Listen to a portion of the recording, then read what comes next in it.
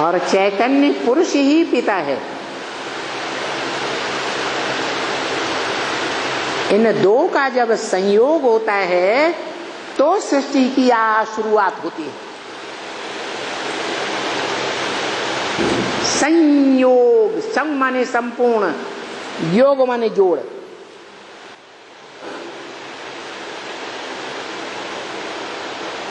उस परम पुरुष और परा प्रकृति, प्रकृति का सार रूप, उस पिता और वो माता, जिसके लिए गीता में भी कहा है मत योनि महत् ब्रह्म तस्मिन् गर्भम दधाम्यहम्। मेरी योनि रूपा माता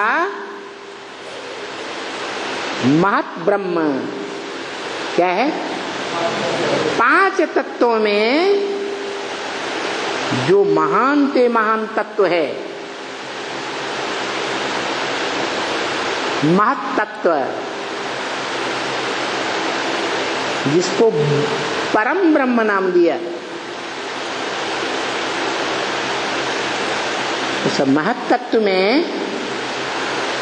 मैं ज्ञान का बीज डालता हूं। मत योनि महत् ब्रह्म तस्मिन् गर्भम दधाम्यहम्। उसमें मैं ज्ञान का बीज डालता हूं।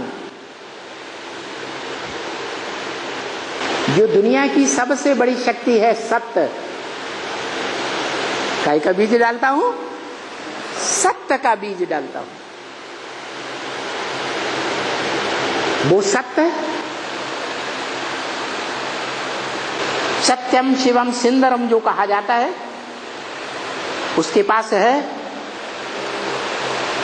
लेकिन फालतू।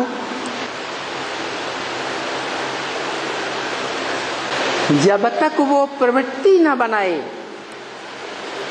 तब तक कोई काम का नहीं। तो इस सृष्टि में आकर के वो ऐसी मनुष्य आत्मा को चुनता है जो दुनिया की सबसे चैतन्य आत्मा होती है, सबसे जास्ती चित्त शक्ति वाली, आदि में सबसे जास्ती चित्त शक्ति वाली चैतन्य, और अंत में कलयुग के अंत में जड़ बुद्धियों के संग के रंग में आते आते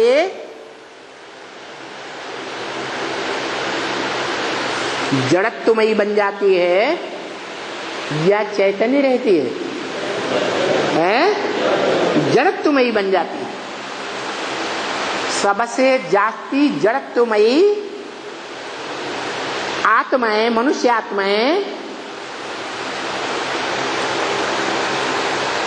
रशिया की रहने वाली एटॉमिक एनर्जी तैयार करने वाली मनुष्य आत्माएं हैं, जो जिस डाल पर बैठी हैं ऐसी जड़त्वमयी बुद्धि है, उसी डाल को काट रही है।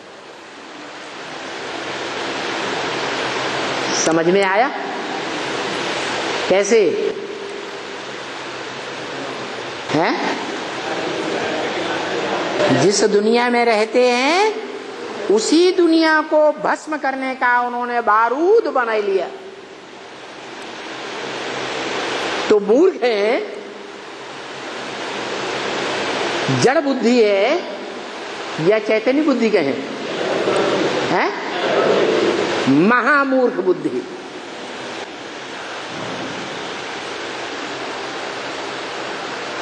तो उनका भी इस दुनिया में कोई बाप होना चाहिए कि नहीं होना चाहिए?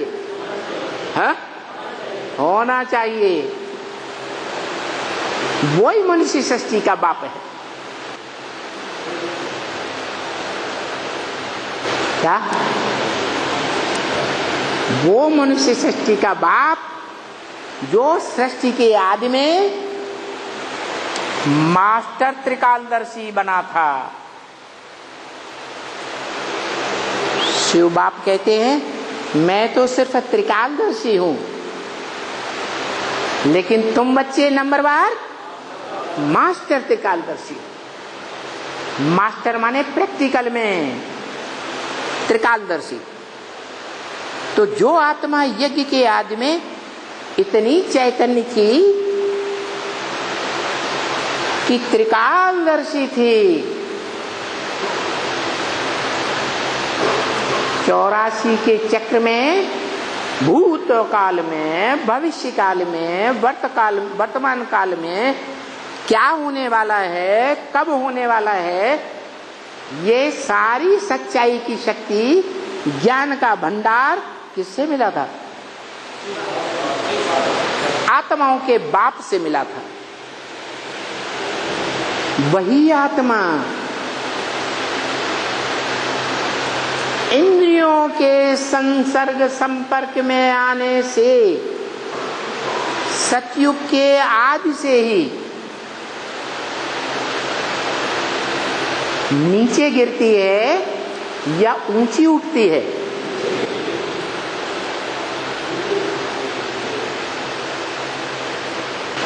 राधा कृष्ण को नीचे दिखाया, लक्ष्मी नारायण को ऊपर दिखाया। ये संगम युग है, ज्ञान की रोशनी ही इनका संसार है। नारायण, नार माने ज्ञान जल, आयन माने घर। कहाँ रहते हैं? ज्ञान प्रकाश के वलय को उन्होंने अपना घर बनाया हुआ है। उसका दूसरा नाम दो भारत। भा माने ज्ञान की रोशनी।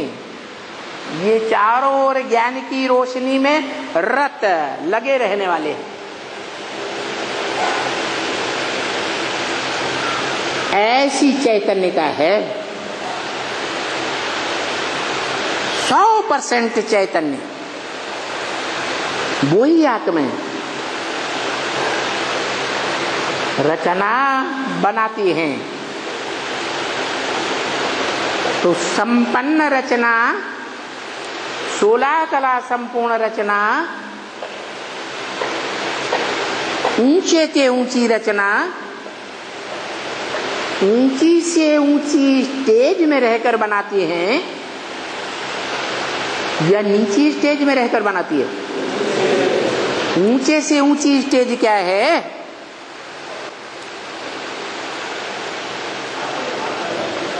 ऊंचे से ऊंची स्टेज है अतीन्द्रिय सुख। जो ज्ञानेन्द्रियां हैं, ये जो कर्मेंद्रियां हैं, इन इंद्रियों से परे की स्टेज। इन ज्ञानेन्द्रियों, कर्मेंद्रियों से कुछ लेना देना नहीं। ऐसी स्टेज बनाई है, कर्मातीत स्टेज जिसे कहा जाता है। उस स्टेज में रह करके इन्होंने, ध्यान से देखो, इनको भी और इनको भी उस अतीन्द्रिय सुख की स्टेज में रह करके इन्होंने राधा कृष्ण की इंद्रियों का सुख लेने वाली, इंद्रियों में भी ऊंचे से ऊंची इंद्रिय कौन सी? आंख का सुख लेने वाली सृष्टि रची। ये रचयिता ऊंचे से ऊंचा, और ये रचना ऊंचे से ऊंची दुनिया की। रचयिता और रचना में फर्क होता है या नहीं होता है? यहां क्या फर्क दिखाया? ये ऊंचे से ऊंची स्टेज वाले, जहां इंद्रियों का कोई रस नहीं ले रहे हैं मन बुद्धि से,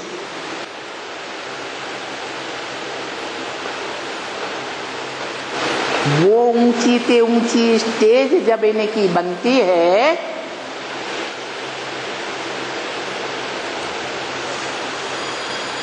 तो ये दोनों एक रूप हो जाते हैं या दो चार रूप होते हैं? वो रूप कौन सा है जो दुनिया में सबसे जास्ती पूजा जाता है? दुनिया की खुदाइयों में सबसे जास्ती वो यादगार मूर्तियां मिली है शिवलिंग। वो इनकी कंबाइंड स्टेज मनसा की है।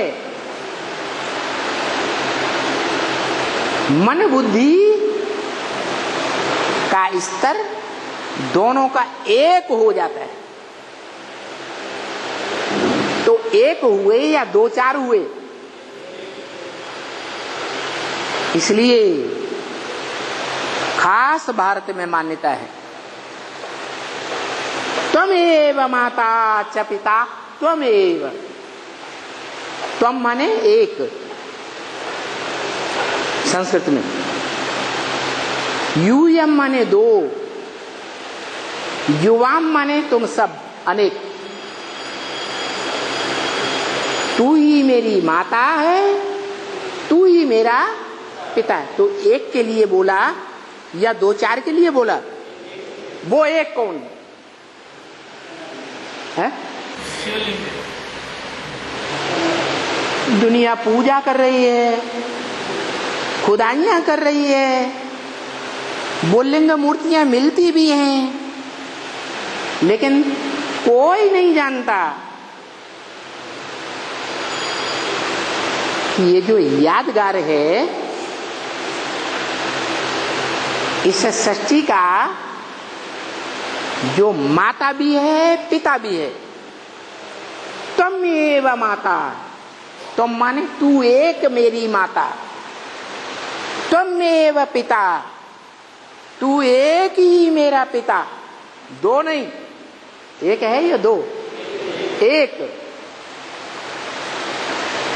वो किसके लिए कहा गया? जो एक ही माता है, एक ही पिता है, एक ही व्यक्तित्व है, एक ही पर्सनालिटी है। भारतवर्ष में भगत लोग पूजा करते रहे, माथा घिसाते रहे, लेकिन माथा घिसाने वालों ने, पूजा करने वालों ने कभी ये जानने की चेष्टा नहीं की ये है कौन? कौन? ये शिवलिंग कौन है, क्या है, कैसे है, इसकी पूजा क्यों की जा रही है? बस इतना जानते हैं ये ऐसा ऐसा कर्म करता है जो माता पिता करते हैं। ज्यादातर विदेशी बच्चे जो होते हैं ना, वहां पवित्रता का ज्यादा महत्व तो नहीं दिया जाता, इसलिए विदेशी बच्चे अपने माँ बाप को ऐसे ऐसे करते देख लेते। तो दुनिया ने ये जान लिया कि भगवान भी ऐसा कर्म करता होगा, उसी कर्म से संसार बनता है। जो कर्म भगवान ने कभी किया था, जो गाया जाता है खास भारत में वसुधैव कुटुंबकम, सारी वसुधा ही कुटुंब था, परिवार था। उस कुटुंब का, उस परिवार का एक ही करता धरता था।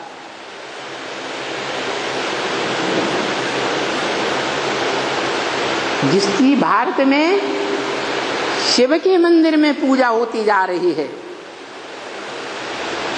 ये बात किसी ने नहीं जानी। अभी ये बात बाप का कहना है कि बाप का परिचय कौन दे सकता है? बाप का परिचय बाप ही दे सकता है। क्या इस मनुष्य सृष्टि का त्वमेव माता च पिता त्वमेव, जो तू ही एक है, वो एक कौन है, उसका सही परिचय कौन दे सकता? बाप दे सकता। कौन सा बाप दे सकता? अरे बेहद के बाप तो दो है, कौन सा बाप दे सकता है? आत्मा का बाप दे सकता। इसका मतलब है उस आत्मा के बाप की सही यादगार सात्विक स्टेज की भक्ति मार्ग की यादगार सोमनाथ मंदिर में बनाई गई थी। है? उससे पहले कोई मंदिर था यादगार? सोमनाथ मंदिर में वो यादगार बनाई गई। वो एक व्यक्तित्व है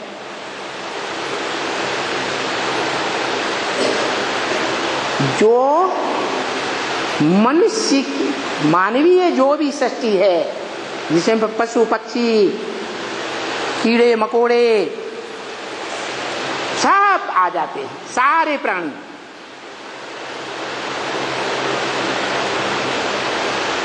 उस सारी सृष्टि का वो बाप है एक। तो जो सोमनाथ मंदिर में एक बाप दिखाया गया, उसमें लिंग दिखाया गया पत्थर का, लाल पत्थर का लिंग, और बीच में हीरा जड़ा हुआ था।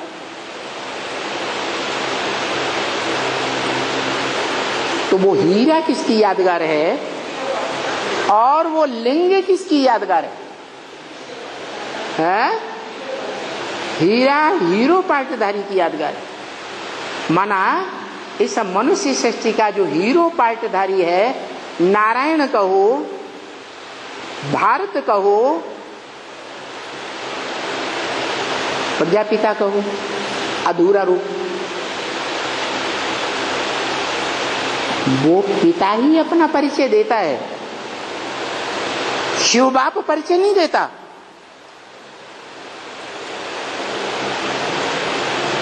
जो शिवलिंग है वो एक बाप है,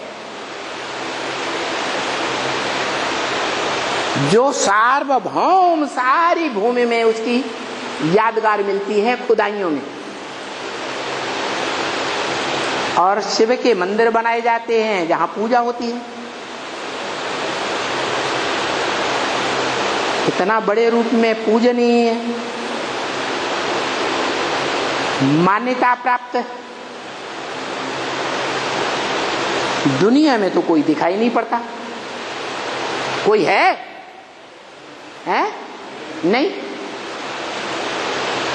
तो जो बाप है शिवलिंग, उस शिवलिंग का परिचय कौन सी आत्मा देती है? मनुष्य सृष्टि का बाप शिव समान बनते हैं ना, शिव समान बन करके वो मनुष्य। हाँ, मनुष्य सृष्टि का बाप जब पुरुषार्थ करते करते, मनन चिंतन मंथन करते करते अपने 84 जन्मों की पार्ट की जानकारी पर पहुंचता है, त्रिकालदर्शी बनता है, संपूर्ण योगी बनता है, शिव योगी बनता है। शिव योगी है? शिव योगी नहीं है। शिव जिसमें प्रवेश करता है वो योगी है, योग की सिद्धि प्राप्त करता है। तो तब ही वो सिद्धि प्राप्त करता है जब वो योग में निरंतर योग की सिद्धि प्राप्त कर लेता है। ऐसा योगी जिसके योग बल में कोई अंतर न पड़े। अभी हम और आप याद में बैठते हैं, साकार और निराकार का मेल माने योग, शिव बाबा को याद करते हैं तो निरंतर याद करते हैं। अमृत वेले ही सही 3-4 घंटे लगातार याद करते हैं। 80 साल हो गए बाप को परिचय देते देते, तो निरंतर याद करते हैं या अंतर पड़ जाता है? हैं? कोई हो ऐसा जिसकी अमृत वेले की याद में, योग में, निराकार और साकार के योग में अंतर न पड़ता हो? हाथ उठाओ।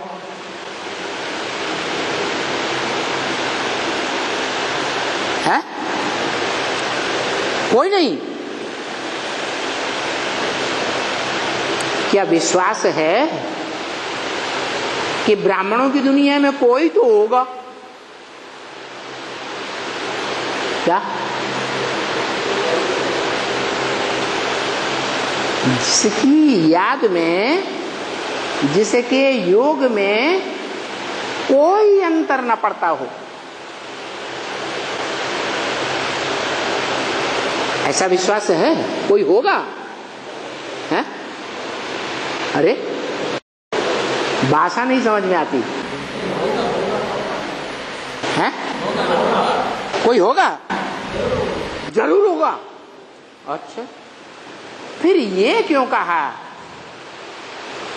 ब्रह्मा मुख की ब्रह्म वाक्य में ही बोला, तुम बच्चों को तमो प्रधान से सतो प्रधान बनने में 40 वर्ष लगते हैं।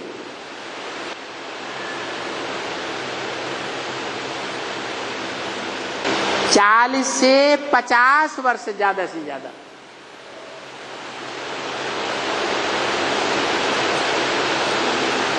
वो 40 वर्ष अभी पूरे हो गए, होने वाले हैं। वो होने वाले होने से पहले ही कोई संपन्न बन गया, निरंतर याद करने वाला बन गया।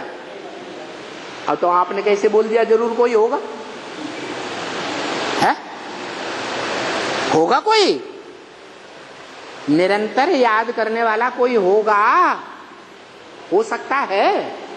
नहीं हो सकता। पूरे 40 साल ये पूरे हों,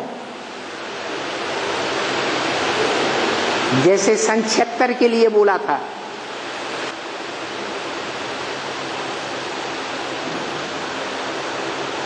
क्या बोला था?